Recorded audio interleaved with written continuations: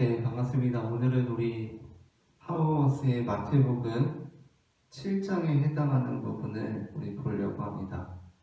오늘은 이제 7장의 전반부를 다루고 다음번에 이제 후반부를 다루게 되겠는데요.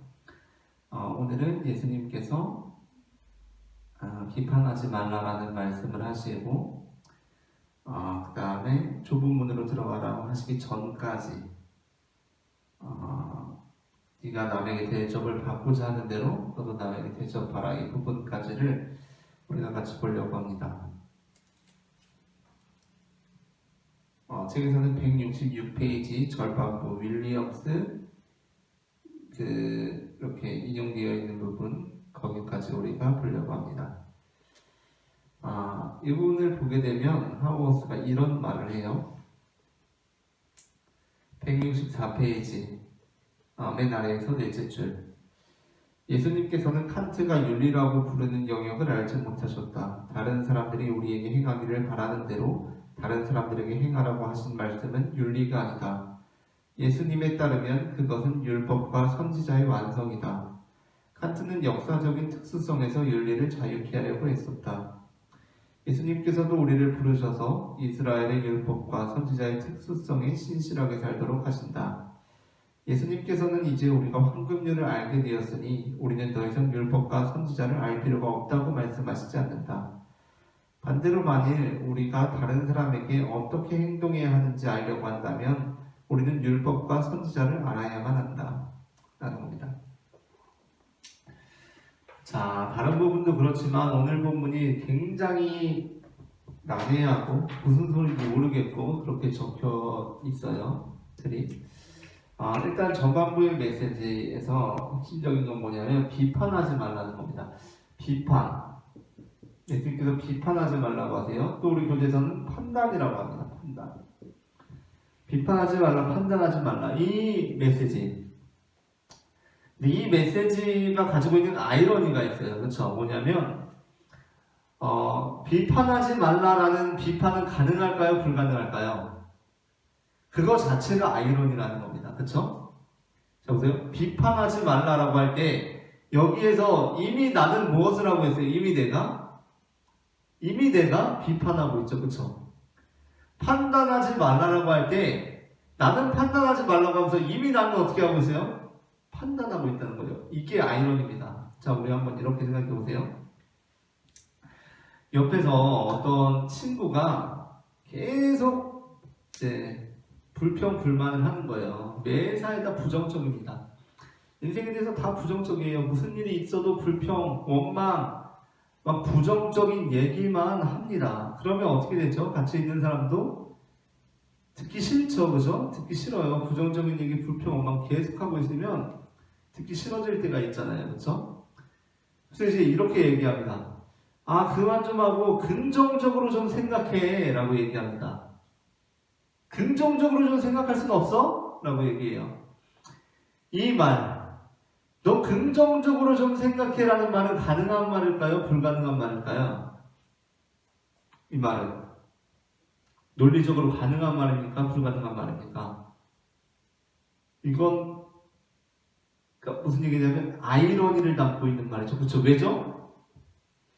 자, 다른 사람에게 긍정적으로 생각해라고 말을 하려면 나는 어떤 사람이어야 돼요? 긍정적으로 생각하는 사람이어야 돼요. 그렇죠? 그렇다면 나는 어떻게 해야 되죠? 내 옆에서 계속 부정적인 얘기만 늘어놓고 있는 이 사람을 내가 어떻게 해야 돼요? 긍정적으로 생각을 할 수 있어야 된다는 거예요. 무슨 얘기인지 이해되시죠? 그러니까 우리는 사실은 다른 사람에게 긍정적으로 생각해라고 말할 수가 없어요. 나 짜증나. 너 계속 옆에서 부정적인 얘기하니까 나 이제 니랑 안 놀래. 가. 라고 얘기할 수는 있지만 다른 사람에 대해서 긍정적으로 생각해라고 말할 수가 없다니까요. 왜냐하면 그 말을 하려면 내가 긍정적으로 생각하는 사람이어야 되거든요. 내가 긍정적으로 생각하는 사람이라면 내 옆에서 계속 부정적인 얘기를 하고 있는 애가 있는 이 상황을 어떻게 해야 돼요? 긍정적으로 생각할 수 있어야죠. 야, 진짜 나는 네가 내 옆에 있으니까 너무 좋아. 왜냐면 옆에서 네가 계속 불평 원망해주니까 내가 할 일이 없어. 내 속이 막 시원해.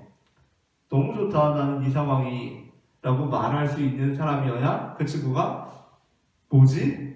좀 기분 나쁠 수도 있겠지만 너 지금 나 약을 넣냐라고 할 수도 있겠지만 그게 맞는 상황이라는 거예요. 그래야 그 사람이 쟤는 이러면 짜증날 법도 한데 이런 상황에서도 긍정적으로 생각을 하네. 나도 긍정적으로 생각해봐야겠다 라는 생각이 들지, 너 이제 긍정적으로 좀 생각해 라는 말 자체는 목사람이 정말 그 말을 듣고 나 이제 너무 부정적이었어, 긍정적으로 생각해야겠다라고 할 수도 있겠지만 그 말 자체가 담고 있는 아이러니가 있다는 거예요. 자, 똑같죠? 비판, 판단. 비판하지 말라라고 예수님께서 말씀하셨어요. 그러면 예수님께서는 지금 비판하신 겁니까? 비판하지 않으신 겁니까?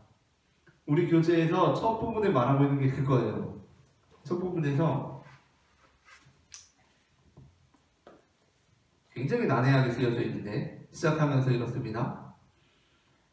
155페이지. 하나님의 풍부하심을 신뢰하면서 살기 위해 구성된 사람들은 예수님께서 우리에게 판단하지 말라고 말씀하신 것이 이상하게 들리지 않을 것이다. 하지만 예수님의 가르침 중에서 판단하는 것을 금하시는 것보다 더 역설적으로 보이는 것은 없다. 판단하는 것을 회피하는 모든 시도는 판단하는 사람들에게 대항하는 판단에 의해서 좌절된다. 무슨 소리인지 모르겠죠? 이 얘기입니다. 우리가 예수님께서 비판하지 말라고 하셨는데 이 비판하지 말라는 메시지는 스스로 부인당한다는 거예요. 왜죠? 내가 지금 저 사람을 비판하지 말라고 비판하고 있잖아요. 비판하지 말라고 비판하고 있다는 거예요. 판단하지 말라고 저 사람이 어떤 판단하는 행위에 대해서 판단하고 있잖아요. 내가. 그렇죠? 그러한 의미에서 예수님의 말씀, 비판하지 말라, 판단하지 말라라는 메시지는 그 자체로 조금은 어떤 모순되는 아이러니를 담고 있다. 그러나 이제 하우스가 말하는 것은, 그러나 그럼에도 불구하고 우리가 예수님의 어떤 존재, 메시지, 그것에 귀 기울일 때 우리는 그분의 진정한 메시지를 들을 수 있다는 거고, 그분의 진정한 메시지란 무엇인가? 이제 저는 이 본문의 내용을 통해서 조금 풀어가려고 하는데요. 예수님께서 우리에게 비판하지 말라고 하세요. 그렇죠? 그러면서 예수님께서 하시는 말씀이 뭐냐면 너희는 비판하지 말아라. 그리고 다른 사람의 티를 보지 말고 이 눈 안에 있는 들보를 봐라라고 말씀하세요. 자, 보세요. 이건 다른 사람입니다. 이건 납니다, 나. 자, 예수님께서 비판하지 말라라고 말씀하신 핵심 요지는 뭐냐? 그거는 우리가 다른 사람을 정말 비판할 수 없다라는 게 아니에요. 우리는 비판할 수 있어요. 그렇죠? 우리는 비판할 수 있습니다. 다른 사람을. 잘못된 길로 갈 때 비판해야죠. 비판할 수 있어요. 근데 그 요지는 뭐냐? 예수님께서 비판하지 말라라고 하신 요지는, 판단하지 말라라고 하신 요지는 뭐냐면 그 판단, 비판의 기준을 나에게 두고 생각해 보라는 거예요. 나에게 두고 생각해 보라는 겁니다. 일단 나를 돌아보라는 거예요. 자, 비판하지 말라, 판단하지 말라. 그래서 그냥 나는 이제 비판 안 해야겠다, 판단 안 하고 살아야겠다가 아니라 그 비판하는 행위를 통해서 나를 돌아보고 내가 변화된 삶을 살아야 된다는 겁니다. 예수님의 말씀이었지만 이게 제가 마태복음 강의할 때 들보를 빼어라라는 설교에서 했던 내용인데요. 들으셨더라도 기억이 안 나시면 핵심 영상을 잠깐 보시거나 아니면 그 전체 내용을 보시고 싶으시면 이제 전체 보시면 되는데, 들보를 빼어라라는 설교에서 했던 내용입니다. 우리가 비판하지 말라라는 메시지를 어떻게 새겨야 되는가? 그것은 나를 돌아보고 나를 변화시키라는 얘기다. 자, 생각해 보세요. 제가 도둑놈이에요. 도둑놈. 제가 도둑질하면서 삽니다. 도둑질하면서 사는 사람이 도둑질하는 사람을 비판할 수 있을까요? 없을까요? 도둑질하는 사람이 도둑질하는 사람을 비판할 수 있어요? 없어요? 실제로 없다는 생각이 들죠. 그렇죠? 나도 도둑질하면서 제 도둑질하는 걸 비판할 수 없죠. 그렇죠? 그러나 우리는 삶 속에서 어떻게 하면서 살죠? 사실은 나도 도둑질하면서 다른 사람 도둑질하는 사람 비판하면서 살아요. 그게 우리의 삶이에요. 우리는 그냥 생각할 때는 도둑질하는 놈이 어떻게 도둑질하는 사람을 비판해라고 생각하지만 우리는 실제 삶에서 나도 도둑질하지만 내가 도둑질하면서도 다른 도둑질하는 사람을 비판하면서 살아요. 왜 그렇죠? 내로남불 때문에 그래요. 내가 하는 건 어떤 이유가 있었어요. 또 내가 하는 건 조금이야. 내가 도둑질하는 데는 타당한 이유와 상황이 있어. 어쩔 수 없었어. 그런데 쟤는 아닌 것 같거든요. 저 사람의 상황을 다 모르니까. 그러니까 우리는 그냥 생각할 때는 도둑질하는 사람이 도둑질하는 사람을 비판할 수 없다라고 생각하지만 우리는 삶 속에서 사실은 도둑질하면서 도둑질하는 놈들을 비판하면서 살고 있어요. 그렇죠? 근데 예수님의 말씀 들어보니까 비판하지 말라고 하시네. 다른 사람의 티를 보기 전에 내 들보를 보래. 그래서 핵심 메시지가 이거구나. 비판하지 말라는 거구나. 내가 다른 사람 보니까 티 있는데 나도 사실은 도둑질하는 놈이었네. 나는 이제 더 이상 난 도둑질하는 놈이니까 비판하면 안 돼. 비판하지 않고 살아야겠어 라고 결단하는 게 예수님의 뜻입니까? 그러면서 나는 계속 도둑질하는 거죠. 그러면서 나는 계속 똑같은 삶을 살아가는 거예요. 생각해보니까 얘랑 내랑 다를 게 없어. 내가 더 나쁜 놈이네. 나 똑같이 도둑질하는 놈이네. 비판하지 말아야겠다. 이게 요지예요. 비판하지 말아야겠다. 결단하는 겁니까? 아니죠. 예수님의 말씀은 뭘까요? 비판하지 말라는 말씀이 요지는. 생각해보니까 저 사람을 비판하고 있는데 나도 똑같은 잘못을 범하면서 살아가는구나. 내로남불이구나. 저 사람 불륜이라고 하면서 내가 말하는 이 로맨스도 사실은 불륜이구나. 나도 나쁜 놈이구나. 그럼 어떻게 해야 돼요? 그러니까 비판하지 말아야겠다라고 해야 됩니까? 아니죠. 어떻게 해야 돼요? 그럼 나는 이제 더 이상 이 삶을 살지 말아야겠다. 나는 도둑질하지 말아야겠다. 나는 불륜을 끝내야겠다라고 결단해야 그게 맞는 거잖아요. 그렇죠? 그겁니다. 예수님의 말씀. 비판하지 말라가 아니라 우리는 비판해야죠. 비판할 수 있습니다. 이 땅에 하나님 나라 이루기 위해서 비판하고 판단해야 돼요. 무엇이 선하고 옳은가, 무엇이 그른가, 무엇이 잘못된 것인가, 그런 것들을 판단해서 안 된다고 해야죠. 그런데 그 전에 어떻게 하라는 거예요? 나를 보라는 겁니다. 나는 어떤가? 그걸 보라는 것이 바로 예수님의 말씀입니다. 그래서 내가 변화되는 쪽으로 나아가야지. 나 보니까 똑같네? 그럼 우리 이제 비판 못하겠는데? 라고 하는 게 아니다라는 겁니다.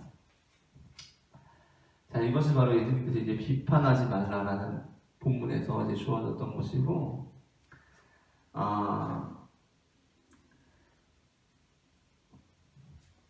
그리고 이제 그 뒤쪽으로 나가면 이제 예수님께서 너희가 남에게 대접을 받고자 하는 대로 남을 대접하라 이런 말씀을 하시기도 하고 그렇습니다.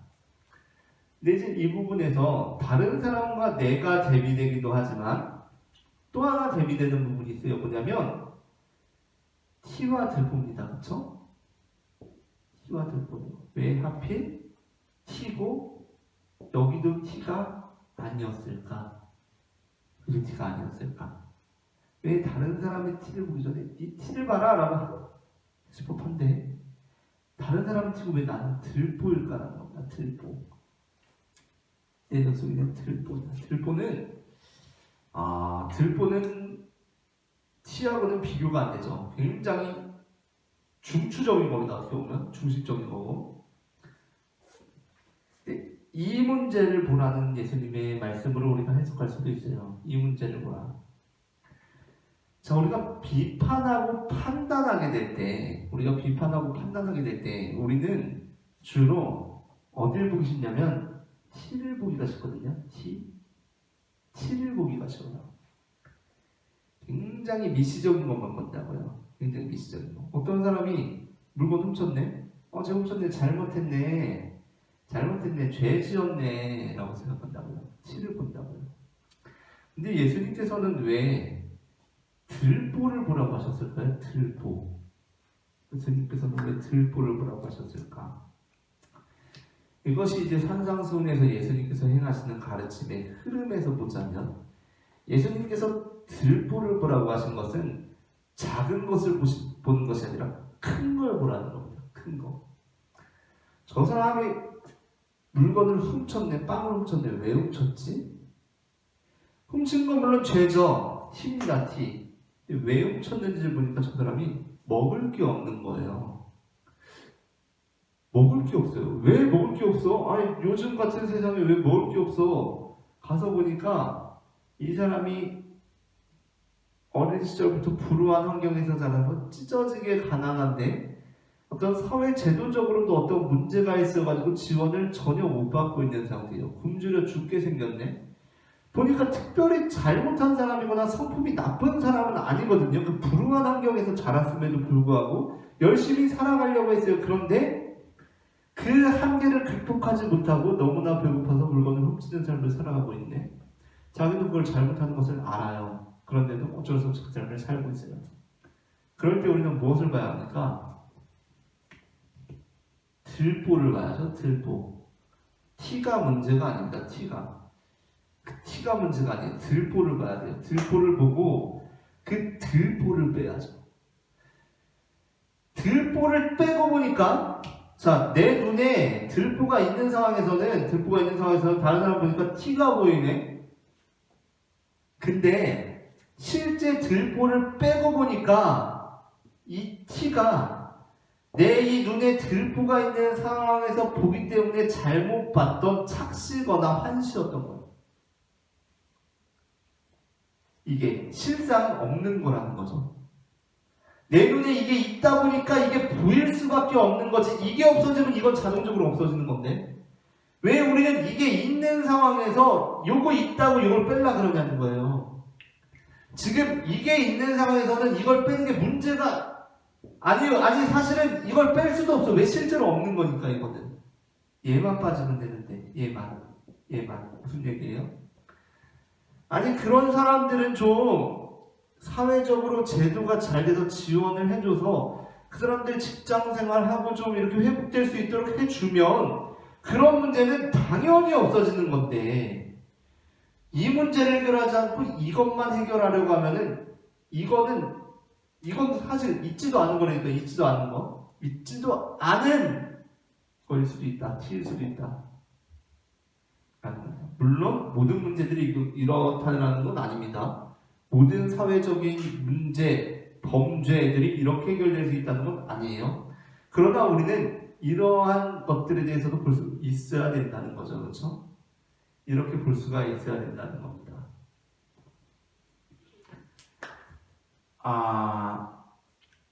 오늘은 여기까지 하도록 하고요. 다음 주에 또 뵙도록 하겠습니다. 감사합니다.